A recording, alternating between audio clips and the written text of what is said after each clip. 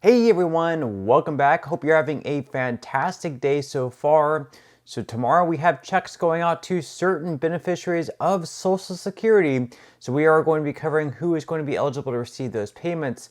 Plus, John Larson gives an update on his bill that would see an increase of up to $500 for certain Social Security beneficiaries. We're going to be going over what he has to say and whether or not that bill actually has a chance to pass by the end of this year. But before we go ahead and dive into the main content of today's video, if you wouldn't mind helping me out real quickly by just giving this video a like, that just helps out with the good old YouTube algorithm, and also consider subscribing to my channel if you have not already. Plus, if you would like to receive up to $10,000 in free stocks or $10,000 in free cash, in a pinned comment below, I will be leaving a link to Moomoo. All you have to do is once you click on that link is just sign up for a free account and then deposit at least $100. At that point, Moomoo will be sending you at least 5 free stocks worth all the way up to $10,000. And if you'd really just have the cash, all you have to do is once you receive the free stocks is just sell them for what they're worth and then transfer the cash value right back to your bank account. Okay, so diving right into our first story of today's video. So yesterday, of course, was tax day, which for some of us meant paying more of our income into the federal government. And some of us, of course, we got a refund because we paid too much into the federal government during the course of the year. Now, Mark Cuban was going a little bit viral yesterday on X, formerly known as Twitter, where he actually posted the amount that he had to send into the IRS, and it was a whopping amount. And he sort of, I guess, self-bragged about what he sent in. So in a tweet, or whatever it's called now that it's X, he said, "I was wrong with my number yesterday. Got the final number in the wire is complete. Wanted to be accurate. Do I expect all of it to be used wisely? Of course not. But I'm still proud to be able to give back to our country. I've said it for years, after military service, paying your taxes is the most patriotic thing we can do." And you can see there he posted the image that KPMG, which I guess is probably his CPA, has calculated the 2023 remaining tax burden plus your first quarter 2024 amount due, and the total amount that he had to owe was $275,900,000, which of course was a little lower than the $288 million that he posted previously that he had to owe. So obviously, to owe that much to the federal government, his income is super high to owe that much to the IRS. And will it be used wisely?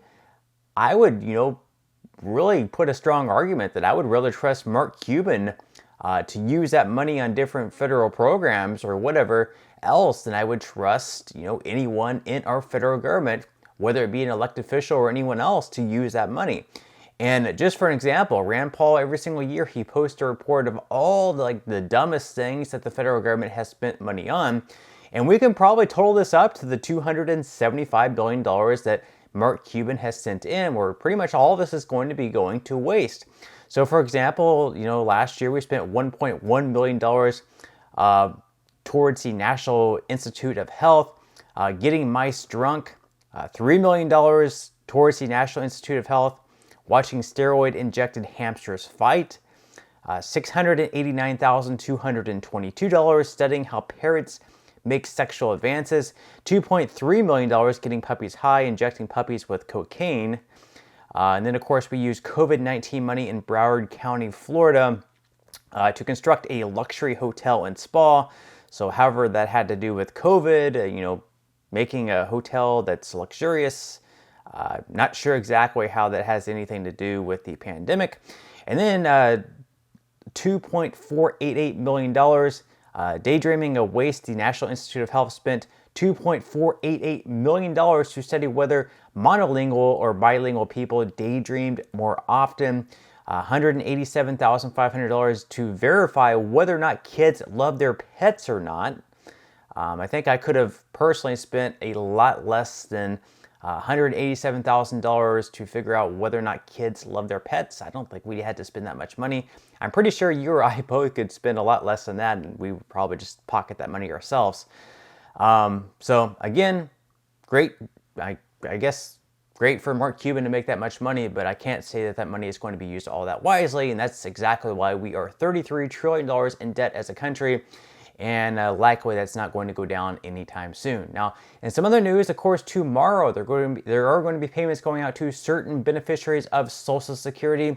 These are going to be right around $2,000 on average for individuals, $3,000 for couples, with the max payment being close to $5,000. We are going to be covering who is going to be receiving those payments tomorrow, once again on Wednesday, April 17th. So according to Newsweek, Social Security update, payment of $4,873 to go out this week. So some Social Security recipients are set to receive payments of up to $4,873 this week. On April 17th, recipients of Social Security are expected to begin receiving their monthly disbursements. These payments are provided to retired individuals, qualifying disabled individuals, and survivors of deceased claimants. So once again, of course, tomorrow those payments are going to be going to those born between the 11th and 20th of any given month. So whether it's January or December or July, if you're born between the 11th and 20th of any given month, this is the same thing every single month. You will be receiving that payment tomorrow on the 17th. And then the final payments in April are going to be going out the following Wednesday after that on April 24th. Those payments are going to be going to those with birth dates falling between the 21st and 31st of any given month. And then finally, to wrap up today's video, we have another bill. There's been a lot of bills in regards to Social Security to shore up the solvency of the program, increase benefits, everything like that. And John Larson has a very popular bill that has a lot of co-sponsors. Most of them, I think all of them actually, are all Democrats at this point in time. And in order for this bill to pass, it will have to pass before the end of this year, before we had the new members of Congress coming in 2025. And interestingly enough, he actually does mention that there are some Republicans behind closed doors that aren't coming out publicly about it, that are saying they are on board with this bill. And if it were to pass, there would be an across-the-board increase for everyone on Social Security. And for some folks, they would actually be receiving an increase of up to close to $500 per month for those currently receiving the special minimum benefit. So we're going to be watching this interview here by John Larson. It's a few minutes long, and then we're going to come back to wrap up this video. Can you dive a little deeper in there, talk about what's in the bill specifically? Well, specifically, let's start with a 2% across the board increase for all recipients. Secondly, making sure that no one can work all their lives, contribute into the program, and get a below poverty level check from their government, which is why the new floor for Social Security will be 125% of whatever the poverty level is determined by the government. So no one is going to get below poverty level checks from it.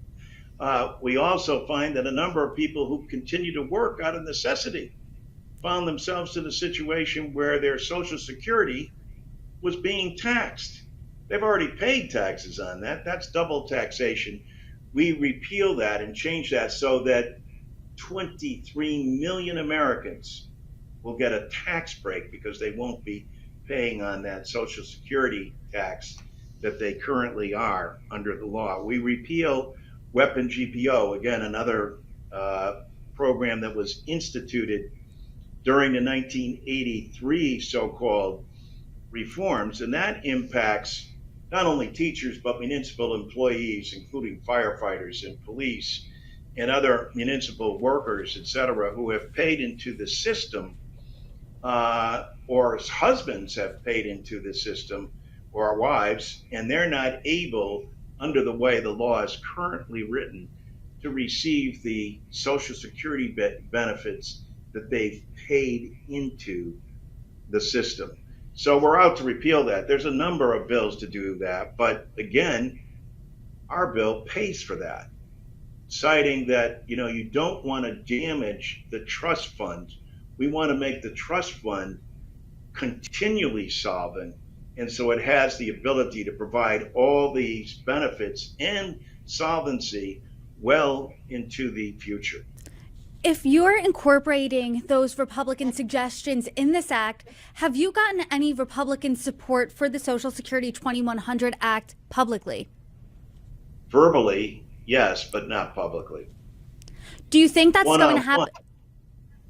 I do. Well, I think in the case of a bill of this nature, where there has been long-standing philosophical differences where lines have been drawn long ago. They're hard barriers to knock down.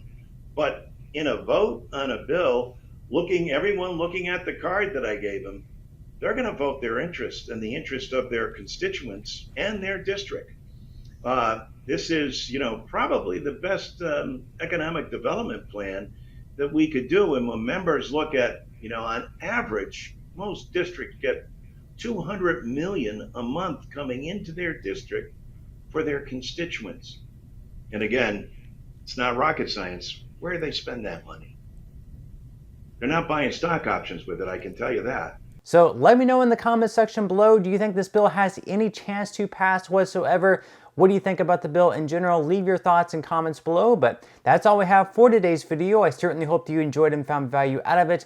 If you did, again, I would greatly appreciate if you could give this video a like. Consider subscribing to my channel if you have not already, and I will see you in the next video.